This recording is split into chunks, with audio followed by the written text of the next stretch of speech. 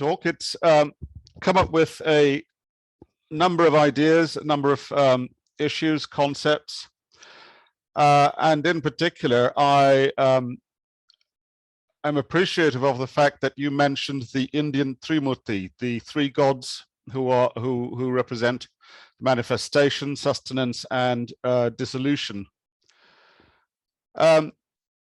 One of the points about that particular imagery is that the dissolution is not an eternal destruction. It actually represents the moving on to the next phase. It's perhaps best to think of it in terms of a renewal. So, having said that, I'd like to set the tone for the rest of my talk in a slightly different direction. Someone pointed out that we are going to be talking about overpopulation and its effect. Has Earth decided on its fate? I do not believe in fate. What I do believe in is science. Science and technology have correlated over the last 200 to 300 years with the increase in population.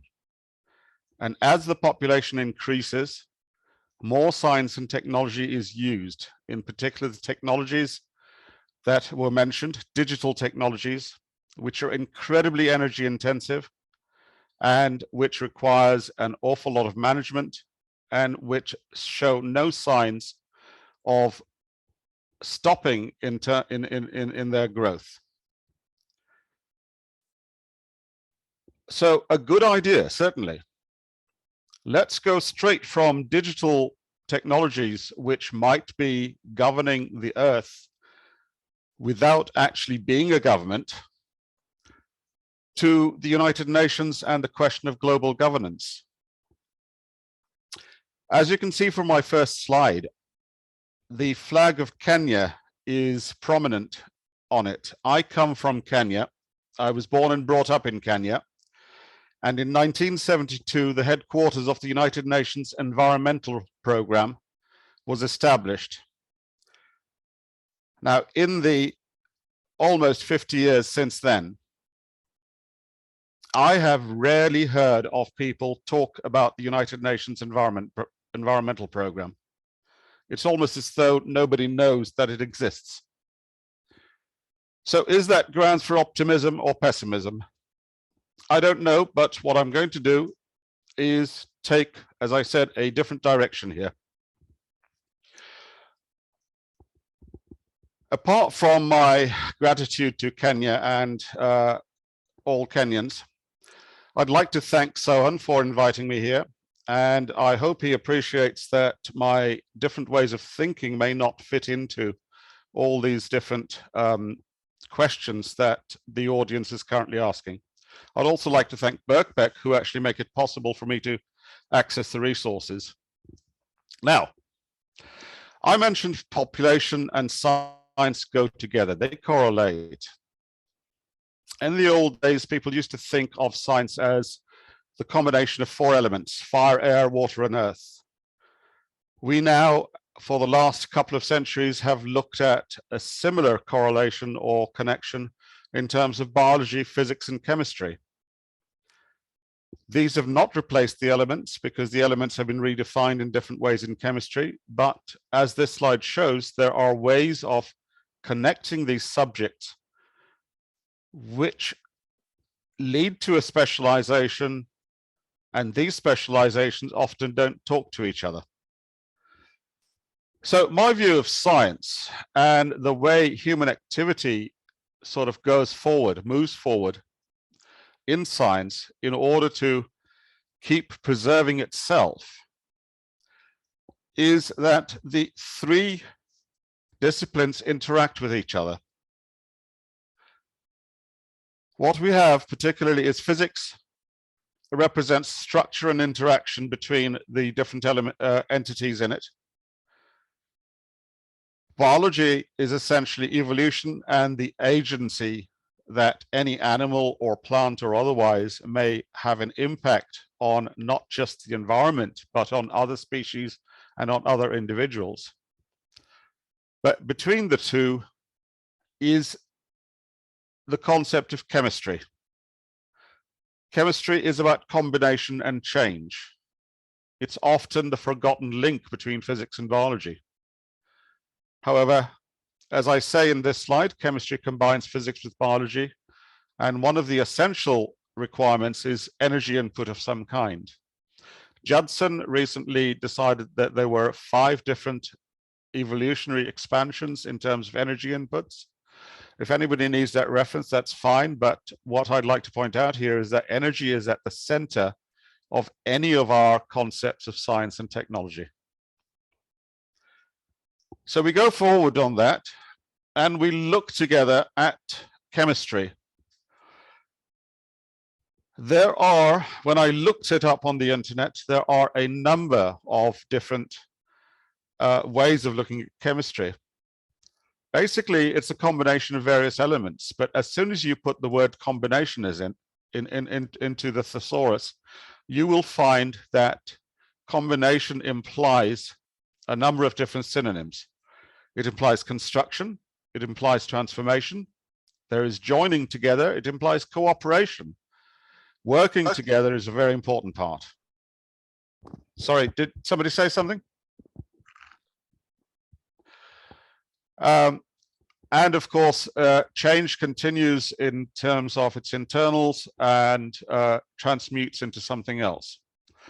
The title for this slide actually comes from a Kenyan slogan that we used right from independence, which is, everybody pulls together to build together.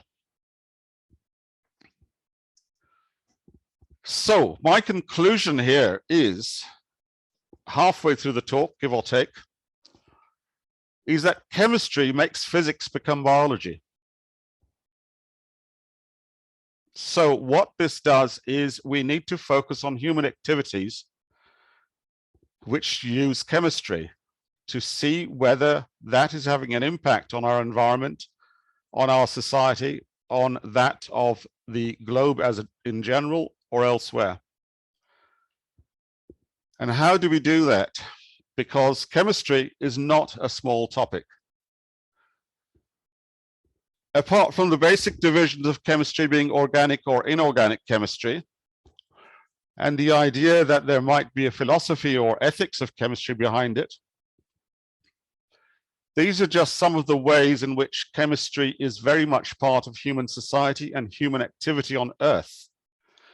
We all know about poisons, perfumes, and medicines, but very few of us know about the medical geology that exists out there. We don't know very much about the chemical ecology. I think Lowell mentioned a number of items there in terms of plants producing carbon dioxide during the day and oxygen at night. How does that ecology work and why does that exist? If it's so finely balanced, how do we change things? We have an entire industry based on chemistry, chemical engineering. We produce chemicals. These are basically things like disinfectants, pesticides, perfumes, again, as I mentioned, clothing. Pretty much everything that you see around you is a product of some sort of chemical process. Whether it's a natural process or an artificial process, it is still at the heart chemical because it combines a number of things.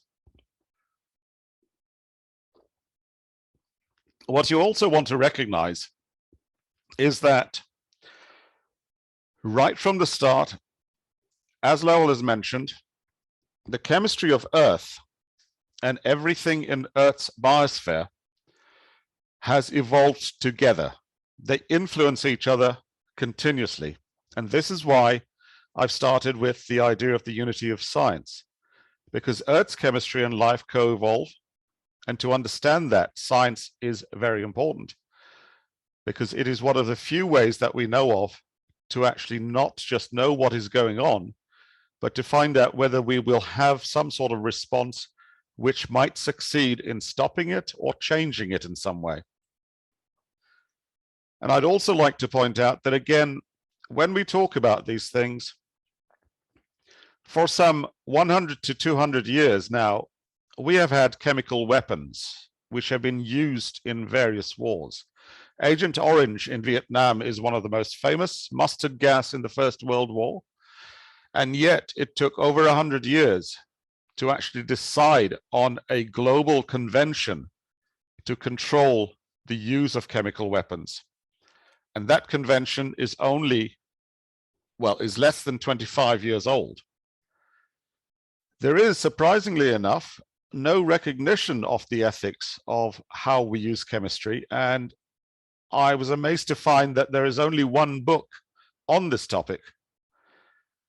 Schumer and co-authors published this only last year, and they basically cover the topics that I've mentioned, from poison gas to climate engineering. I would certainly recommend this book. In terms of the co-evolution of Earth's chemistry and life, you need to recognize that the elements in our environment affect our health and how we live. Fluorine is a classic example of having good teeth, and yet we add fluorine to water where there is no fluorine available for good health. This is part of biogeography and biogeology. We also take elements in that are toxic to us.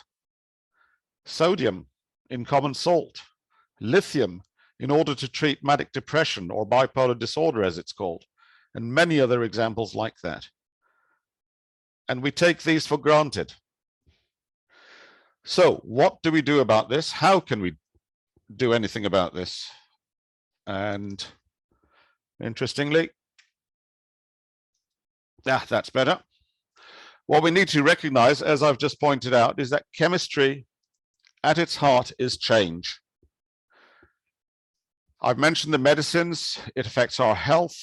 There's a great deal of industrial production. It impacts the environment. It impacts and creates hazards for both species. It creates diseases as well. And in fact, in a general sense, what it does is it redirects, in a random sense, please note random, the evolution of not just the human species, but the biosphere as a whole. And this is what, to some extent, we are seeing now. I mentioned earlier on that we use things like lithium, that we use things like sodium and so on. We have phosphorus and amino acids and the like. So basically, as humans, we have our own chemistry. We use essential minerals which are necessary for our stable psychology, for good health in terms of physiology and our anatomy.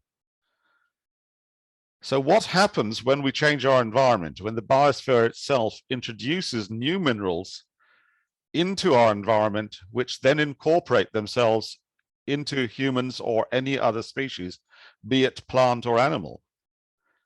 Is this a new species? Is it a continuing species?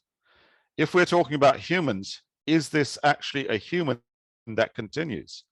That change in environment is particularly apparent if, as everybody seems to think, we are going to go out into outer space at some stage. But outer space is dangerous to humans. One of the things, apart from radiation, is the number of toxic elements that are sitting around just waiting to incorporate themselves into humans. How exactly will we deal with that if we're not dealing with this on Earth? We need to look at, of course, how all of these systems work with each other. A lot of the questions that have been asked and a lot of the answers that have been proposed suggest that we start, or we have started, with a single biosphere, that there is only one biosphere, and that is the only eternal possibility, that there's a sort of homeostatic solution here, which means that the habitat, the biosphere, the ecosystems that we are in now is what we want to preserve. Otherwise, it will disappear, destroy itself. It will be catastrophic. Apocalypse is a word that is often used in this connection. What I suggest, as with Lowell's concept of the three gods of Hinduism, is that there is no such eternal destruction, but that anthropogenic activity, i.e. humans, can act in concert in order to change the system, in order to bring it to a different state, a new state perhaps, which is equally stable, but which can also continue to preserve what we consider to be valuable or important or significant, but whilst at the same time allowing novelty, allowing new species to turn up without ensuring a stagnant environment. Now that sounds incredible, but I hope that is a slightly more optimistic view than just saying we are doomed for eternity. My apologies, my slides seem to keep sticking. Right, now, and in fact, I needed to actually change this as well. Now, one of the differences that I find, and this is again to be emphasized in terms of the different cultural sort of references that have come up in not just Lowell's talk, but in mine, is that the response to an eternity of destruction is essentially a Eurocentric response based on a Christian theology. The idea that there is just the one life and that there is nothing beyond that because God has said so. This impacts all the societies, all the international laws, particularly because for the last 500 years, during the era of European expansion, the European concepts, not just of science, but of law and of society, have been imposed or adopted by various other cultures. However, when you look at the different societies that exist, there is a tremendous diversity, and you will find that non-Western cultures, which are not Eurocentric, which are not Christian-based, are often much more inclusive and much more optimistic in their view of how society can deal with what is going on in the world. What it tends to do is look at anything that is human and non-human as equal and equivalent, whether it's animate or inanimate. Witness the idea that rivers can have legal personhood. Of course, there's a question of whether there's a spirituality or a religious element added to that. We can, of course, extend this to anything on Earth or off Earth if we want to. But what we now find is that life essentially is not just human or not just the species that we value, but it is essentially the biosphere. And that is the concept of Gaia that Lovelock brought in the 70s. And he has, I understand, recently revamped the idea of Gaia in order to try and include new concepts and ideas outside the Eurocentric framework. So if we move on from that, what we need to recognize is that we have a place. We are human, yes, no doubt about that, but humanity is part of the biosphere. It is not separate from the biosphere. But we also need to recognize that the Terran biosphere, the Earth, is part of a larger cosmos. We are not just a single planet. It is likely that in an infinite universe, there is at least one other culture or civilization somewhere. What we need to then recognize is that whereas humanity controls itself using legal mechanisms, its general activities are what actually defines direction for what happens on Earth and in human society and in the biosphere as a whole. And that, in general, we need to recognize is part of how evolution works in the universe, not just on Earth. So we need to move away from the human exceptionalism. We need to recognize that there is a tremendous diversity of impact that affects the life, not just on Earth, but elsewhere. and to start thinking of not just humans, but life elsewhere as well. When we think about solutions, I'd like to point out that perhaps we think very optimistically about some of these solutions.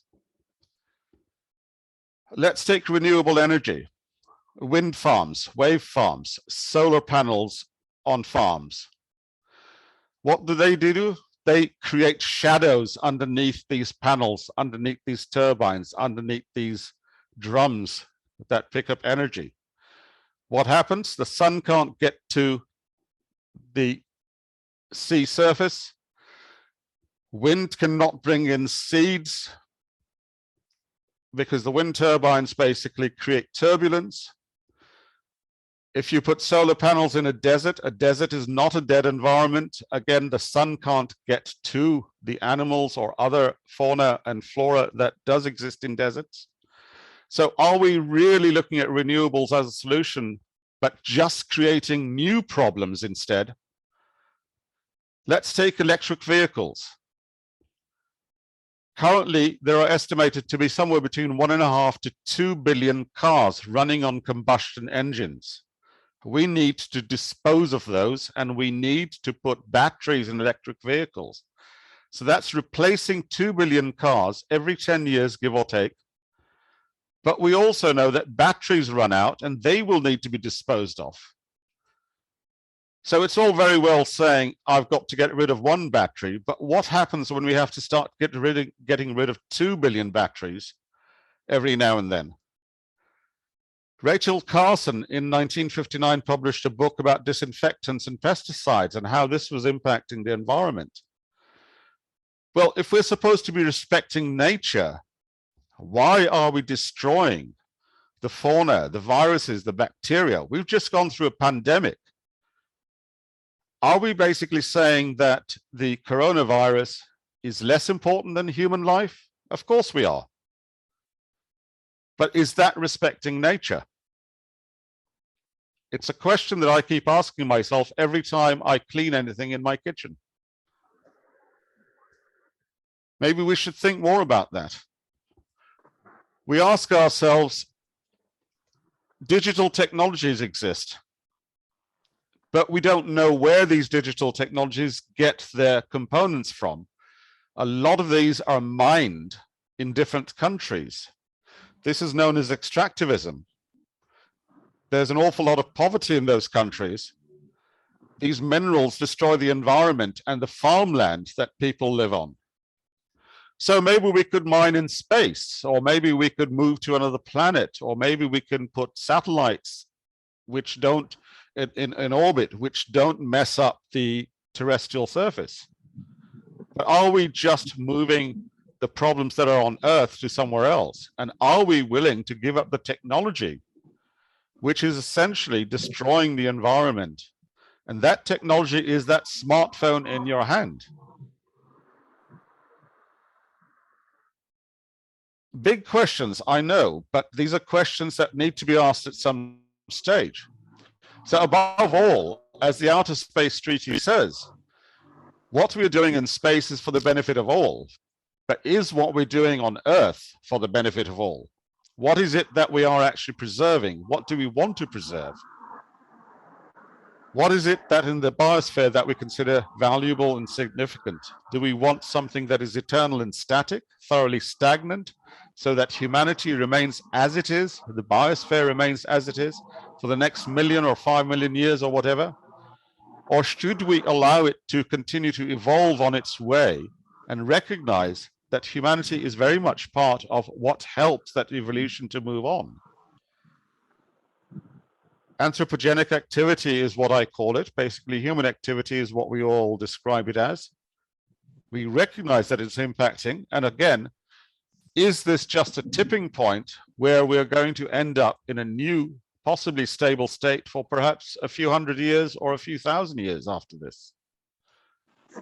Questions, I know. Outer Space Treaty again. Whatever we do, whether it's in space or on exoplanets, whether it's on origin habitats where new species or new evolutionary cultures or aliens start up, or the current habitats on Earth? Who do they really belong to? Whose responsibility is it to act on this?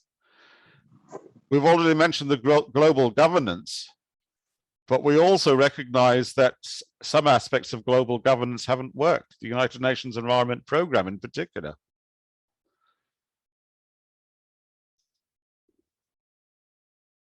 Are we basically looking to preserve only sentience, or do we want to preserve microbes that also impact us? Already mentioned the coronavirus. And do we then extend this to just humans, to non-humans, whether on Earth or elsewhere? And when I say non-humans, they could just as easily be the octopus or a plant, or it could be an entire planet with as many diverse cultures on it, including their own biosphere, somewhere else in the universe. So how will we deal with the post-human who have new minerals incorporated in them? That is a question that we have to ask, and at the same time, we have to ask that question in terms of when we add a prosthetic to in place of a limb to a human person, is that a transhuman person? Is that a post-human person? Given that the human being has now changed from what 200 years ago or 1,000 years ago was recognized as human. How are we dealing with that, and can that inform how we respond in the future? So what I'd like to suggest overall is a concept of anthropogenic autopoiesis, that life itself, however and whatever it's doing to Earth and its biosphere, is itself an evolutionary mechanism, that it cannot be done away with and it cannot be allowed to remain stagnant, because without life changing, particularly from its chemical roots, and as shown by chemistry, it cannot remain stationary, it cannot remain static. It is continuing dynamic. It is a far from equilibrium situation. It is not going to remain in a single place, which is what many solutions seem to suggest that humanity wants. We don't want to change what humanity is, and yet we don't recognize that we might be destroying humanity as a result. So that is the end of my talk.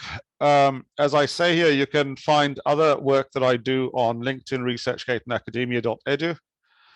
I can provide various citations and copyright for images if required, because a lot of these images came from the internet, and that is my email. So thank you very much. I'm going to stop screen sharing now.